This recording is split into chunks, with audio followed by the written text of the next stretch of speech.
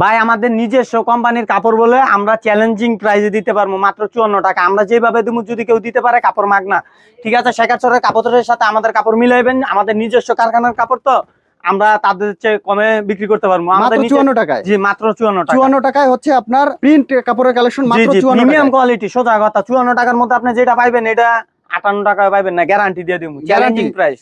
আচ্ছা, এর হচ্ছে মাত্র 54 টাকা গজ। দেখি কি আছে কপালে, ঠিক আছে? এগুলো হচ্ছে আপনার কত গজ নিয়ে ব্যবসা করতে পারবে ভাই? 100 গজ। আপনি যেগুলো একদম হিট ডিজাইন ওইগুলো শুধু 5টা টুকরা নেন 100 গজ, আপনি ব্যবসা শুরু করেন। 100 গজ নিয়ে ব্যবসা শুরু? জি 100 গজে ব্যবসা শুরু করতে পারবেন। এরকম কতগুলো কালেকশন আছে ভাই? অসংখ্য, না হইলেও এখানে 30টা ডিজাইন আছে, ঠিক আছে? 30টা ডিজাইন আছে?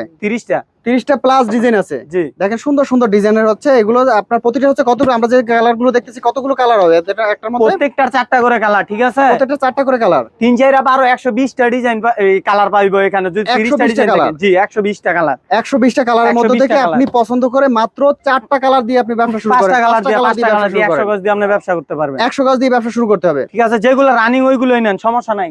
এগুলো নিতে হলে কোথায় আসতে হবে ভাই? মাধবদী গরুর হাট, লটপট্টি। জি মুজাহিদ পারি যে আমরা ইনটেক কাপড় বিক্রি করি, আমরা লট কোনো কাপড় বিক্রি করি। সরাসরি গেরে কাপড় থেকে প্রিন্ট করে আপনারা বিক্রি করেন? জি জি, সুতা থেকে গেরে, আমাদের টেক্সটাইল আছে, আমাদের সুতা থেকে গেরে হয়, গেরে আমরা প্রিন্ট করে তারপরে কাপড় বিক্রি করি। আচ্ছা, চ্যালেঞ্জিং প্রাইস মাত্র 54 টাকা, ঠিক আছে? 54 টাকা। তো ভিডিওর উপরে নাম্বার দিয়ে দিছি, নাম্বারে যোগাযোগ করে নিতে পারবে? জি জি জি, সারা বাংলাদেশে? সারা বাংলাদেশে। আর যে পারবে আসতে পারে, সমস্যা নাই, ঠিকানা তো দেয়া আছে। দেখা যাচ্ছে সরাসরি এসে দেখে পছন্দ করে নিতে পারবে। জি জি ভাই। আচ্ছা, সর্বনিম্ন যদি অনলাইনে অর্ডার করতে হয় 100 গজ অর্ডার করতে হবে? 100 গজ।